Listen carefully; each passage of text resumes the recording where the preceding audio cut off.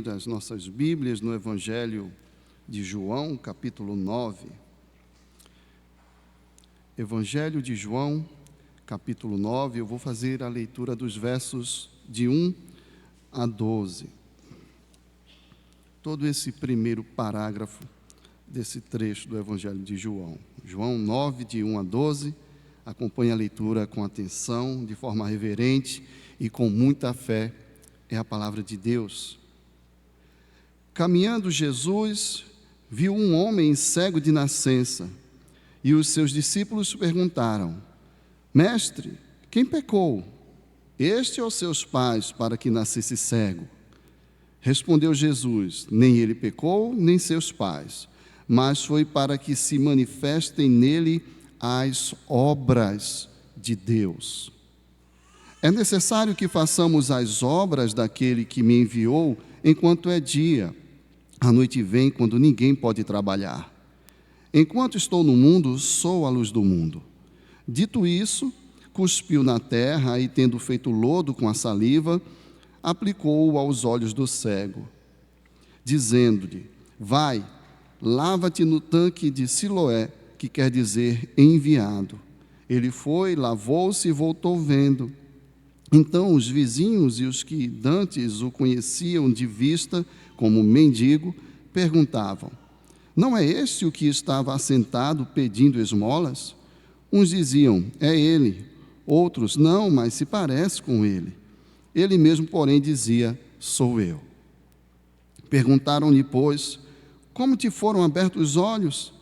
Respondeu ele: O homem chamado Jesus fez lodo, untou-me os olhos e disse: Vai ao tanque de Siloé e lava-te.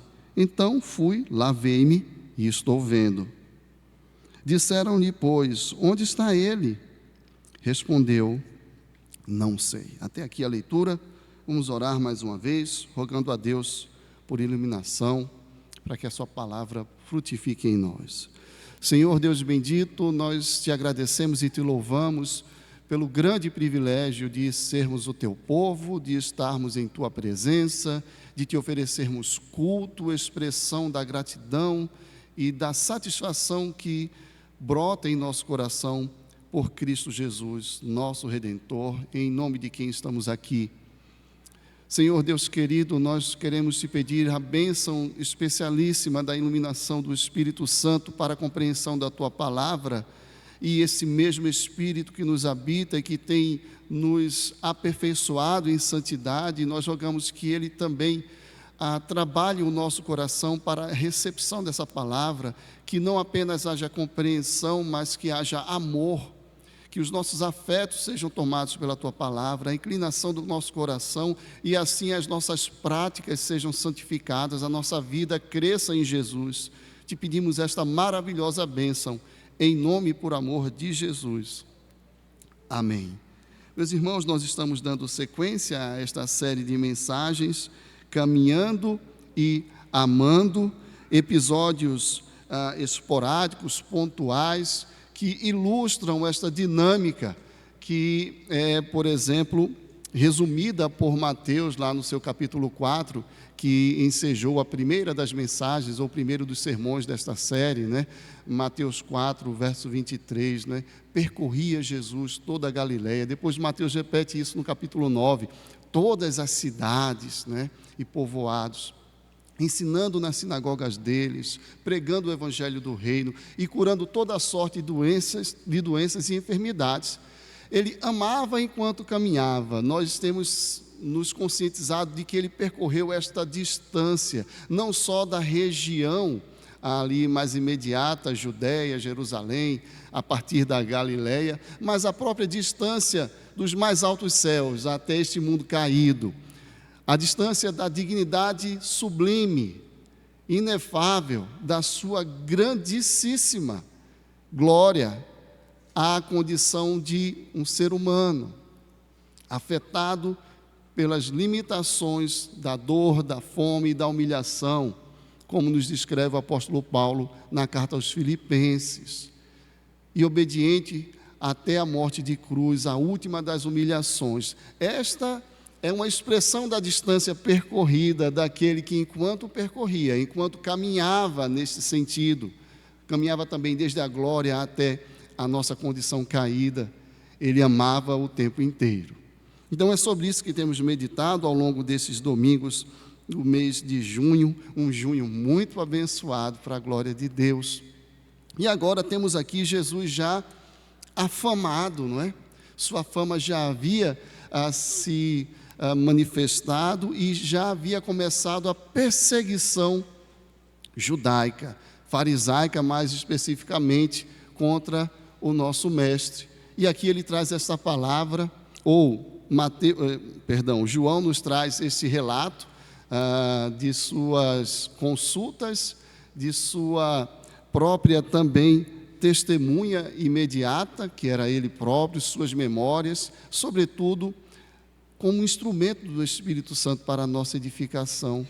E nesse momento Jesus está curando um cego, como nós podemos observar no relato que João registrou para nós. O Espírito Santo providenciou tanto a revelação quanto a preservação desse trecho, e nós estamos aqui ouvindo sobre a cura de um cego, e o contexto mais imediato joga muita luz, já que estamos falando aqui de visão, para a nossa compreensão, porque Jesus a essa altura estava em Jerusalém por ocasião das festividades anuais, e a perseguição estava deflagrada, e os capítulos 7 e 8 mostram os embates entre Jesus e fariseus, que não queriam ver, não é?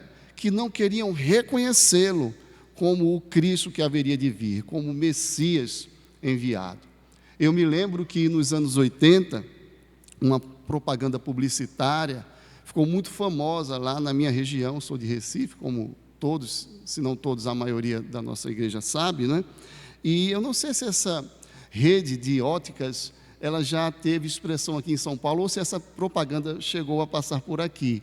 Mas eu me lembro quase que literalmente dos dizeres daquela propaganda, né? Era das casas Lux Ótica.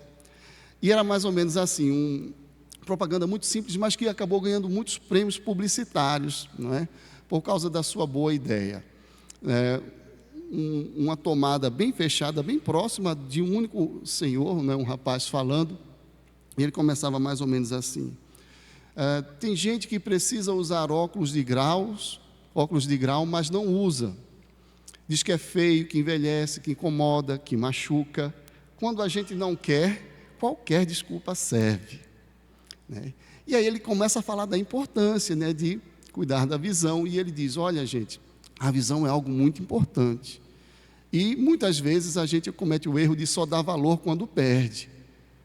Não que um cego não possa ser feliz, mas é bem melhor ser feliz vendo tudo. Na medida em que ele falava, a tomada se ampliava um pouco mais e você tinha melhor percepção do ambiente. Então, nas suas palavras finais, que eram estas, não é? Ele diz: eu, por exemplo, gostaria muito, não é? De precisar usar óculos de grau, mas eu não posso. Então ele se levanta, toma a sua bengala, a tomada se amplia e você percebe que era um rapaz cego, não é?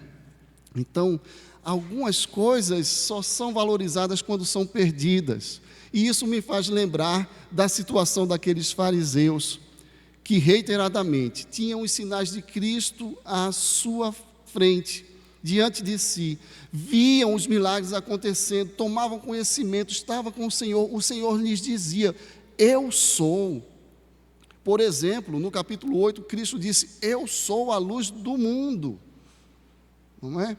E aqueles homens não queriam ver. É nesse contexto que alguém que não via, quis ver, e então foi atendido na sua necessidade. De forma mais específica, nós temos um outro problema que queremos trabalhar nesta meditação desta manhã, que é o caso também daqueles que já vêm, que já estão com Cristo. E eu quero crer o caso de todos nós que estamos aqui esta manhã, e se não for o seu caso específico, essa mensagem também é para você, não se preocupe. aqueles que veem, mas que ainda têm uma visão um tanto embaçada para perceber que vida é esta, que fé é esta que vence o mundo, do que se trata. Porque esse mesmo João do Evangelho, na sua carta, enfatizou tanto que essa vitória que vence o mundo tem a ver com entender, com ser operoso na fé, amar o irmão, não é? E ir além, e cumprir o mandamento essencial de Deus, de fazer aquilo que Deus manda. Por que essa fé precisa ser tão operosa, como nós lemos no começo desse culto, não é? E o caminho para isso é a fé, como essas coisas se complementam.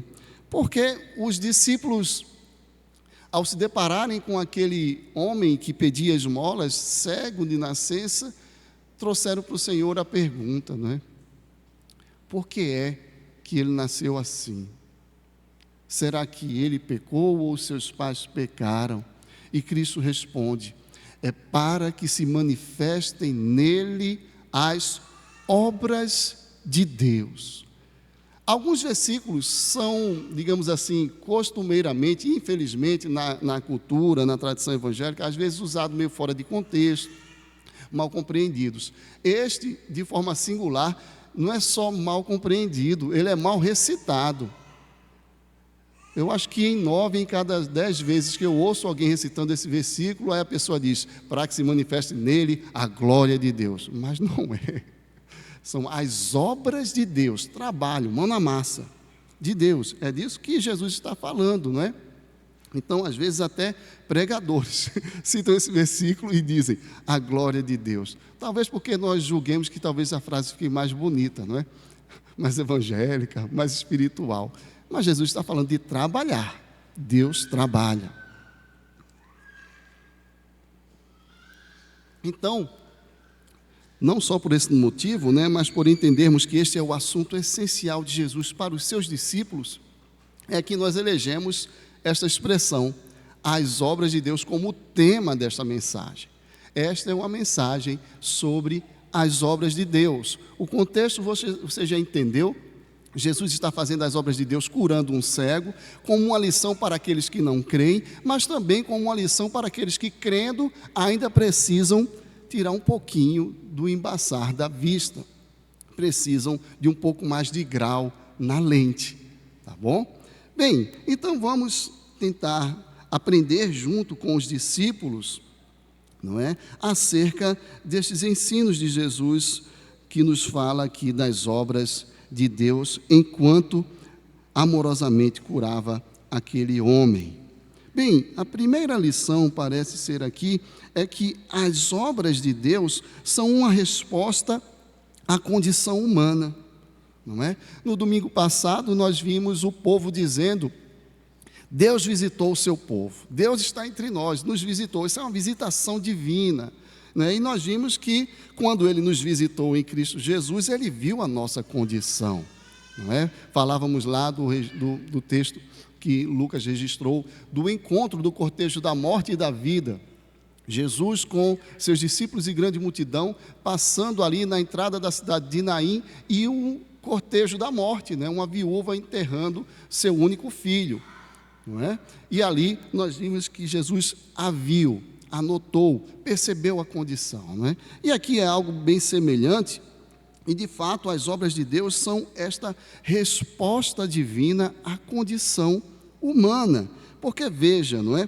Algumas perguntas surgem nesses 2 ou 3 primeiros versos. Caminhando Jesus, viu um homem cego de nascença, os seus discípulos que estavam ali com ele também viram, não é? E perguntaram, mestre, quem pecou, este ou seus pais, para que nascesse cego? Respondeu Jesus, nem ele pecou, nem seus pais, mas foi para que se manifestem nele as obras de Deus. Meus irmãos, essa atribuição ou essa correlação estabelecida entre pecado e sofrimento, ela é bíblica, ela é verdadeira. Não é de que se queixa o homem, queixe-se, pois, de seus próprios pecados. Nós sabemos, quem passou, por exemplo, pela classe de defesa da fé, quando tratamos do problema do mal, o mal surge como a partir, né, digamos assim, da primeira rebelião contra o bem, que é Deus. Essa é a origem mesmo do mal, não é? E todos os males decorrentes. Então, todo o sofrimento da experiência humana é fruto de um pecado, o pecado originário dos nossos pais. Isso é verdadeiro. É verdadeiro também que muitas vezes sofremos por conta de pecados específicos, porque Deus, como Pai amoroso, não permite que seus filhos continuem na prática do pecado de forma inadvertida, que se acomodem ao pecado. Então Deus amorosamente nos inflige sofrimento, correção, punição, disciplina, para nos trazer de volta. Então essa correlação entre pecado e sofrimento não é equivocada, não é? Mas parece que Jesus percebeu, digamos assim, algum nível de distorção na visão dos discípulos diante daquele que não enxergava, né? Com essa pergunta: quem pecou?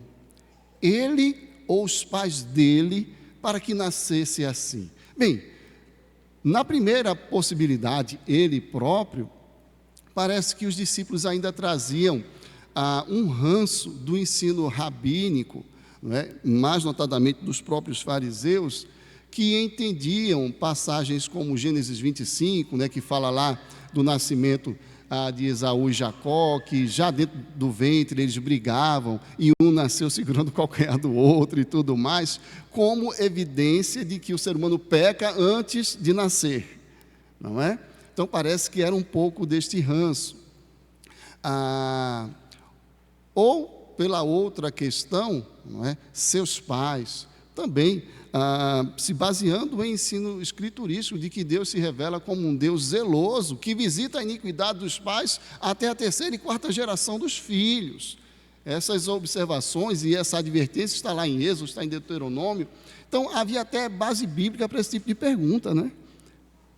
Então, mas note que Jesus, e o foco daquele que nos visitou, daquele que percorreu a distância, daquele que caminhou entre nós e nos amou, o foco dele era uma teologia mais tocada pelo amor e pela obra mesmo que ele veio realizar, do que por essas discussões. Parece que aqueles homens viram no cego um estudo de caso teológico, não é? Vamos pegar esse cego aqui e vamos estudá-lo, não é? E a necessidade do homem lá, patente diante deles. Então Jesus corrige aquela abordagem. Jesus não entra num debate teológico, não foi discutir os versículos que poderiam dar base para esse tipo de interpretação, não é? Mas Jesus vai direto na questão e corrige a pergunta, porque eles estavam perguntando por quê? Por que ele nasceu assim? A culpa é de quem? Essa é a pergunta, não é? E note que Jesus não responde por quê. Ele responde para quê? A resposta de Jesus é: nem ele pecou, nem seus pais. Não é?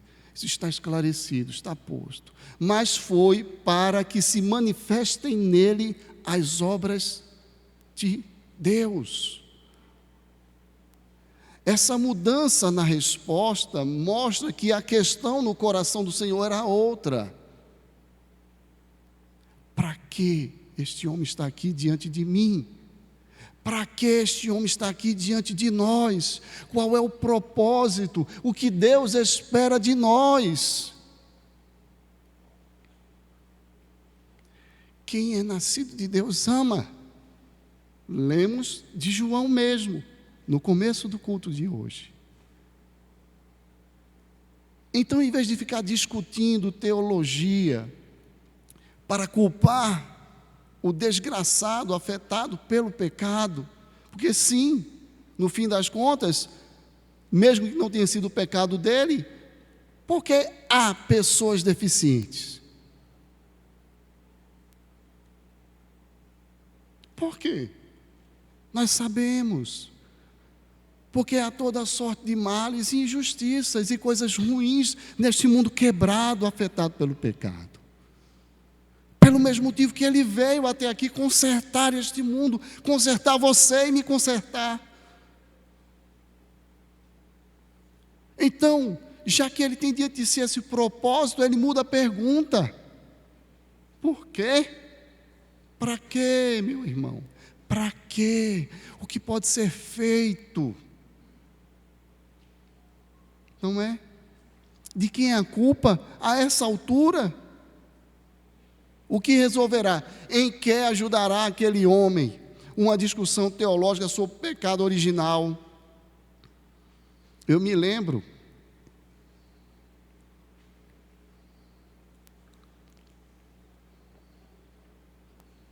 que fomos a uma palestra sobre uma abordagem bíblica com relação ao autismo, né? E a questão do pecado original foi colocada como a grande primeira razão, não é?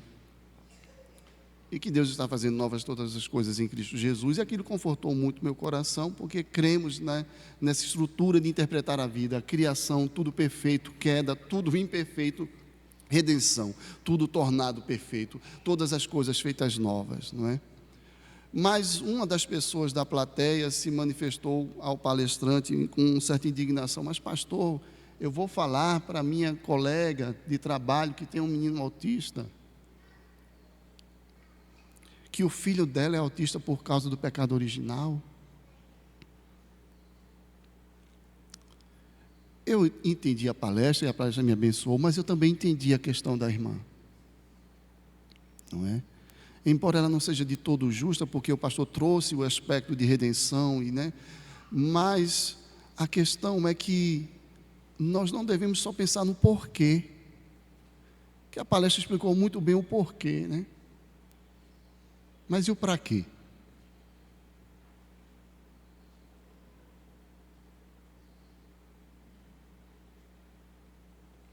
Você já se perguntou para que na sua vida existem questões que levam você a perguntar por quê? É meio enrolada essa frase, né? Mas eu vou repetir. Você já se perguntou para quê? Qual é o propósito de Deus? O que Deus quer com isso? O que Deus quer que você faça diante de situações que levam você a ficar: meu Deus, por quê? Por quê? Por quê? Entendeu agora? Então esse texto, esta experiência com Jesus, de Jesus, nos ensina muito sobre os nossos porquês. Você tem algum porquê não respondido?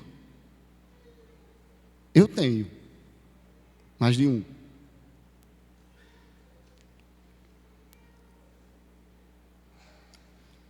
Creio que a maioria de nós os tem. Porquês que Deus não respondeu. E meus irmãos, posso dizer de experiência, de irmão para irmão, o para quê ajuda tanto nessas horas. Ajuda demais. Reajusta o foco, a visão. Percebe que às vezes nós somos um pouquinho míopes também. Às vezes nós somos cegados pela dor, pela circunstância adversa, pelo desafio maior do que nós, que está tão em cima de nós, que se torna uma barreira tão grande, que a gente só enxerga ele, portanto nos cegamos, né? Se eu enxergo uma coisa só, eu perco você de vista, o mundo já ficou mais feio, mesmo que você não seja assim tão bonito que nem o reverendo Alceu, mas ver ele é melhor do que ver só o problema. Reverendo, perdão pela licença da brincadeira dos amigos, mas você me entendeu, não é? Se eu só vejo o problema, o mundo está horrível, eu estou cego em alguma medida, não é? E perguntar-se para que é libertador, é evangelicamente libertador, é uma liberdade que brota do Evangelho de Cristo. Para que, Senhor? O que o Senhor quer de mim? Eis-me aqui, vamos lá em nome de Jesus. Isso é libertador, meus irmãos. Isso tira você do fundo do poço. Isso coloca você para trabalhar.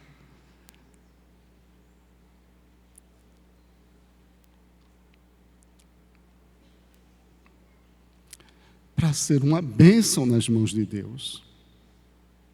Então, Jesus muda. Por que não? Para quê? E aí, só para não perder o embalo de frases truncadas, né? É como se ele estivesse dizendo assim: por que, para quê? Né? Para que ficar perguntando por quê? Agora eu vou mostrar o porquê do para quê. Porque isso muda tudo. Pergunte-se para quê, qual é o propósito de Deus, o que Deus quer de você, o que é que dá para fazer. E é isso que os versos seguintes começam a nos ensinar. Então, as obras de Deus são essa resposta à sua condição. As obras de Deus. Então, se você tem ouvido um silêncio insuportável aos seus porquês, comece a perguntar para quê, que a resposta vem de forma muito clara. As obras de Deus é para que se manifestem na sua vida as obras de Deus. Jesus trouxe a resposta, não a resposta do porquê, porque o porquê é uma pergunta muitas vezes inadequada, só vai te trazer tristeza. Por que meu filho é assim? Por que meu marido é assim? Por que eu sou assim? Por que eu tenho essa dificuldade? Por que este pecado em minha vida? Já está respondido, meus irmãos, é pecado original, vai ficar aqui debatendo teologia. Agora, para quê? O que é que dá para fazer de santo, justo e bom com isso? Não é? Bem, então, estamos entrando já na segunda consideração. As obras de Deus, em primeiro lugar, são a resposta de Deus à nossa condição, ao nosso porquê, reorientando ele para o para quê. As obras de Deus são também uma questão de urgência. Agora que Jesus nos ajudou a limpar mais a nossa visão, a ajustar melhor o foco, sair daquela fossa do porquê, né, e caminhar o caminho do para quê. Agora ele diz: olha, a gente já perdeu tempo demais, a hora está passando, o relógio não para porque você está aí deprimido, triste e abatido por causa dos porquês da vida. O relógio está lá, ele é insensível, não é? O dia está passando, a noite vem, então temos que correr para o para quê, não é? E o para quê são as obras de Deus. E ele diz: é necessário que façamos, não sou só eu não, viu? Incluí vocês, né? Essa é a palavra do mestre. A obra de Deus não é só minha não, é de todo aquele que está comigo. É necessário que façamos nós as obras daquele que me enviou. Eu sou o enviado, eu vim abrir os olhos de vocês, eu vim ajustar a visão de vocês, mas agora vocês estão neste grupo dos que vão fazer as obras de Deus. É necessário que façamos as obras daquele que me enviou, enquanto é dia. A noite vem quando ninguém pode trabalhar. Enquanto estou no mundo, sou a luz do mundo. É necessário que façamos nós as obras daquele que me enviou, enquanto é dia. A noite vem quando não é costumeiro trabalhar. Jesus não está aqui ignorando que há vigias, que há pastores noturnos, não é isso. Ele está dizendo que não é usual. Ele está pegando um conhecimento comum a todos nós, não é? Que a normalidade é que trabalhemos durante o dia e durmamos durante a noite, né? Tanto é que existe a brincadeira, né? Quando o cara está com sono no trabalho, ou está com olheiras, alguma coisa, alguém brinca assim: rapaz, arrumou um emprego de vigia, né? Não está dormindo à noite não, e tudo mais, porque é ordinário, é costumeiro, é de se esperar que à noite você descanse, mas durante o dia o que se espera de mim e de você é trabalho, dedicação, é o chamado corre, não é? Isso é justo e é bom, por isso que é tomado como referência por Jesus para aplicar o ensino que ele quer trazer. E o que ele está falando, né? Eu estou aqui com vocês, logo não estarei. Enquanto eu estou aqui, eu sou a luz do mundo, não é? Me restam aí aproximadamente 2 anos. Eu estou correndo, porque eu tenho muita coisa para fazer. Vocês também têm muita coisa para fazer. O que ele está dizendo é: você não sabe se você tem mais 30 anos para abençoar a vida, né, dessa pessoa. Então, digamos aqui, alguém que tem um filho especial.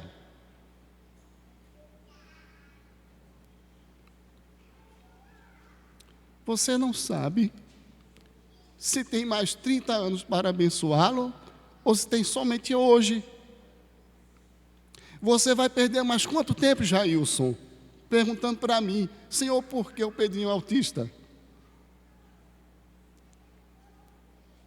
Não é errado, não. Agora, improdutivo é. Porque enquanto eu estou ali chorando, perguntando, o menino está lá, precisando de trabalho, de obra de Deus. É urgente, meus irmãos. A desgraça do pecado é tão grande que nós não podemos perder um segundo. Nós estamos neste mundo como uma agência que minora a queda, não é? Não é isso redenção? Ou redenção é só a pessoa crer no Evangelho, que não é pouca coisa, e sabe que estará para sempre nas regiões celestiais em Cristo Jesus, que tem cadeira cativa no céu, né, como nos diz o apóstolo Paulo, estão assentados nas regiões celestiais. Isso é maravilhoso, é estupendo. Mas enquanto estamos aqui, o Evangelho não vai fazer nada na vida dessa pessoa, na minha e na sua. Nós somos agência de minoração da queda, dos efeitos da queda, da dor, do sofrimento, da doença, da discórdia, do adultério, da pornografia, da traição, da mentira, da inveja, da manipulação, da idolatria. A lista não para. A desgraça é grande. Onde abundou o pecado, superabundou a graça. Não é só a graça que perdoa e salva na eternidade. É a graça que perdoa e transforma aqui, agora. É a graça que transforma vidas. É a graça que nos tem educado. É a graça que nos tem bastado dia após dia. É a graça que nos fortalece na nossa fraqueza, porque quando somos fracos, aí é que somos fortes, porque o poder dele se aperfeiçoa na nossa fraqueza. É a graça do dia a dia, é a graça do hoje, do agora. É necessário que façamos as obras daquele que me enviou. Eu sou o enviado, eu cheguei, o tempo chegou. Em mim vocês têm esse poder. Meus irmãos, vocês são empoderados. Nós somos empoderados para sermos instrumentos das obras de Deus na vida dos nossos familiares, dos nossos vizinhos, dos nossos colegas de trabalho, dos nossos filhos, dos nossos pais.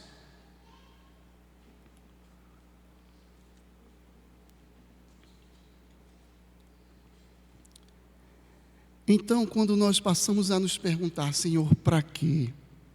Esse Espírito que nos vocaciona vai mostrando, né? E a gente começa a experimentar a maravilha de ser uma bênção na vida de alguém que, por causa do pecado, de quem? O pecado, sim, trouxe os males, não é? Sofre. E para que aquela pessoa está na minha vida? Para que Jesus me salvou? Também para que eu abençoe esta pessoa, não é? Para que eu ame até o último dia. Quando a noite chegar, não vai ser mais possível. Esta parcela, esta dimensão da beleza do Evangelho não estará mais presente. Você vai gozar de outras belezas. Esta não. A beleza da mão estendida. Essa é só aqui, por enquanto. A beleza de tratar alguém que está sofrendo pelo pecado. Na glória não vai ter isso não, meu irmão. Não vai ter ninguém sofrendo pelo pecado na glória. Você só tem a oportunidade de fazer esta obra específica aqui e agora. E ela é urgente. Porque os males que estão aí causam esta urgência.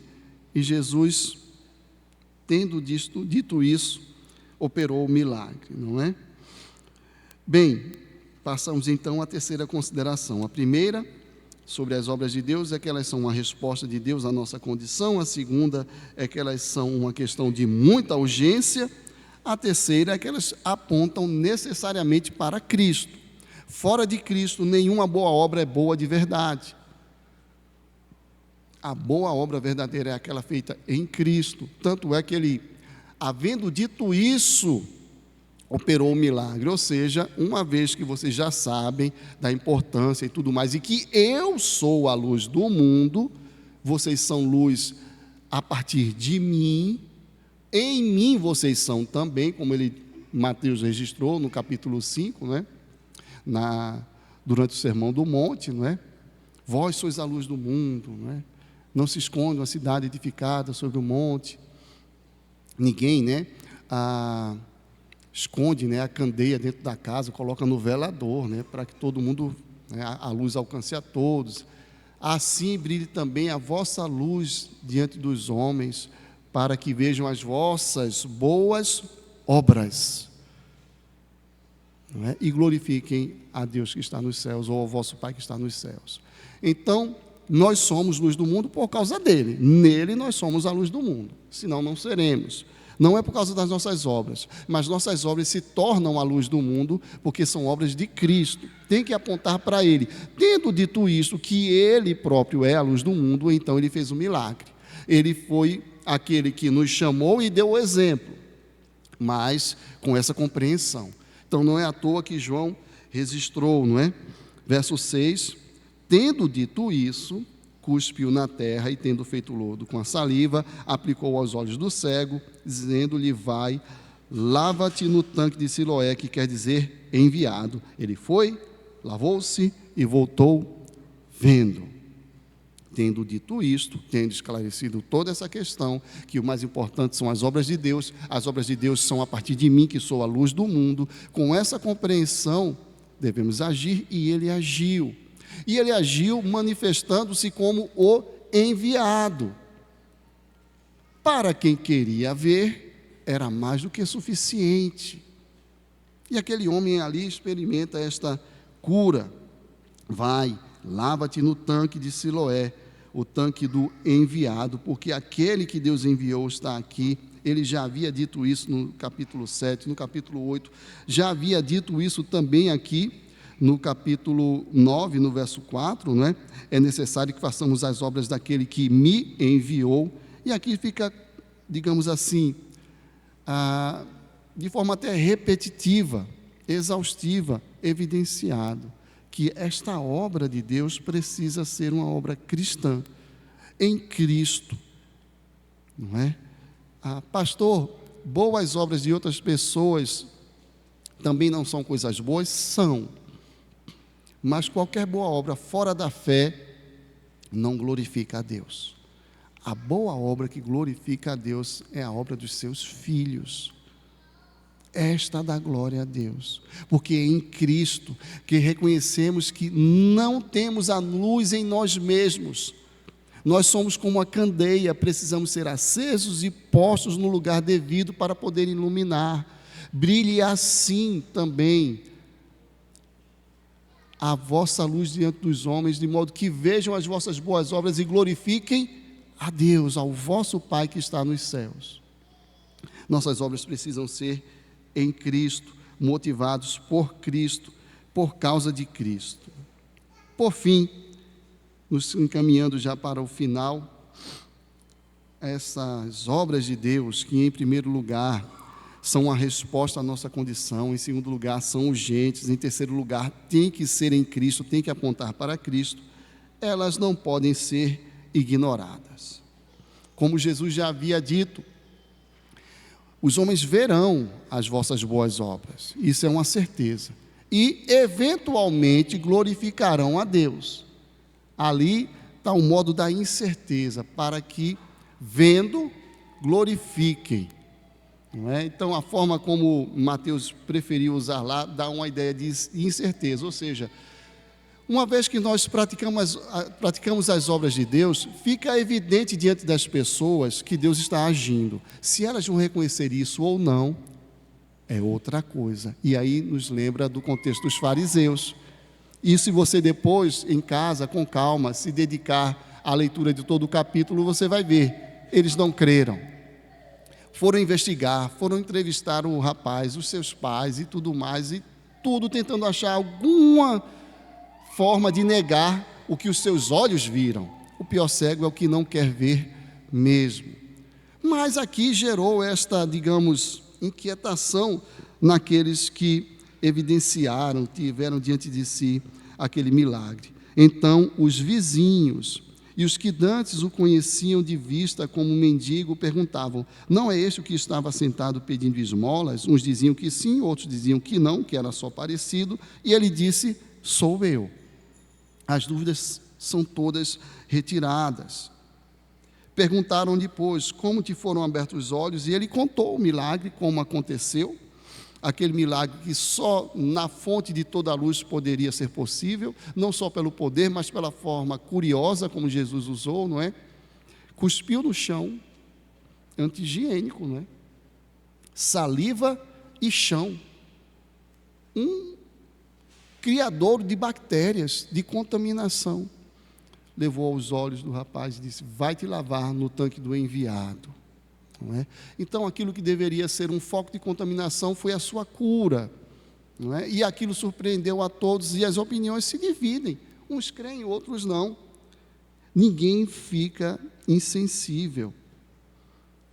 O homem chamado Jesus fez lodo, untou-me os olhos e disse-me: vai ao tanque de Siloé e lava-te. Então fui, lavei-me e estou vendo.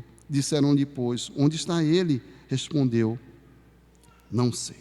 Depois segue-se a discussão dos fariseus. Uma parte dos fariseus disse abertamente: não pode ser de Deus, e outros dizendo: não, como é que não é de Deus se realmente, né, trouxe vista ao cego e tudo mais. Então eles ficaram divididos entre si. Mas o que eu quero ressaltar aqui é que ninguém pode ficar insensível às obras de Deus.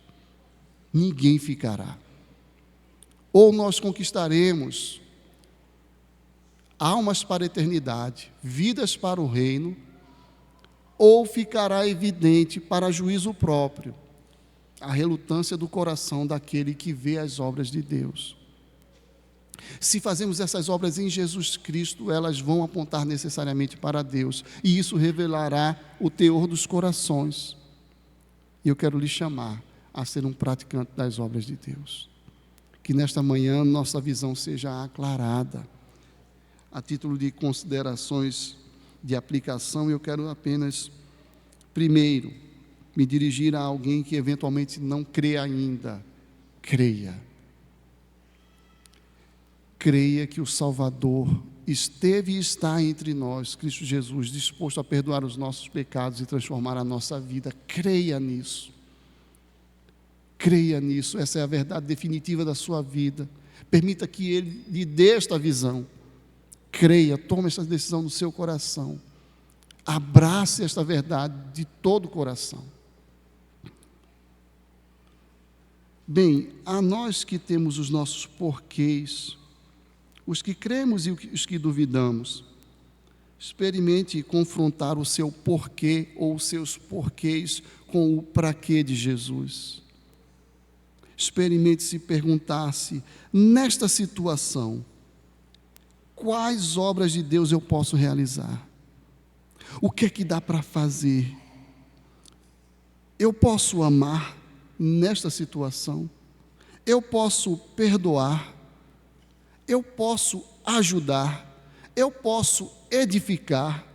Eu posso ser instrumento de salvação? Pergunte-se assim: pastor, o porquê ainda está no meu coração. Vamos conversar a respeito. Não omita o seu porquê diante do Senhor, continue levando, mas contrabalanceie o seu porquê com este para quê, e você vai ver que frutos vão surgir, em nome de Jesus. E lembre-se, a melhor boa obra, a única boa obra verdadeira, é aquela que conduz pessoas a Cristo, porque esta é a solução mais fundamental, da qual todos nós precisamos. Que Deus nos abençoe, que nossa visão seja realmente aclarada por aquele que aqui caminhou e nos amou. Meus irmãos,